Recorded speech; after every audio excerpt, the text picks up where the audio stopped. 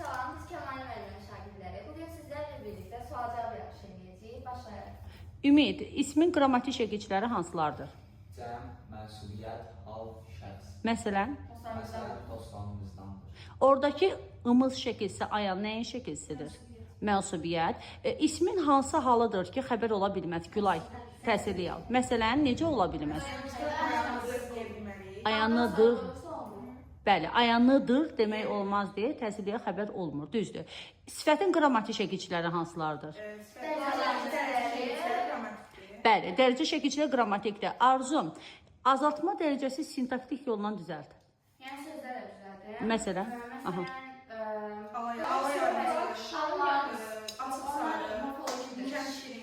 Aha, düzdür. Kən. Az. Bir də deyək, hansılar oldu ki? Bəli. Ala açıq necə yazılır? Defizə. Təhərkən. Düzdür. Məsələn, az şirin. Gülay, sifətin dərəcələrindən çoxaltma dərəcəsini morfoloji yolla düzəlt. Morfoloji yolla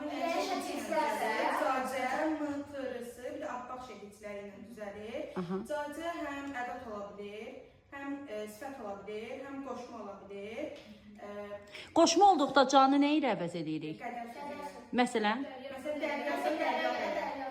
Düzdür. Dəryaca, dərya qədər. Düzdür. Ayan, sən de, feilin təsviflənən formaları hansılardır? Feilin təsviflənən sadə şəkillərdir. Əmr, arzu, şərt, vacib, lazım şəkildir. Aha, xəbər şəkli.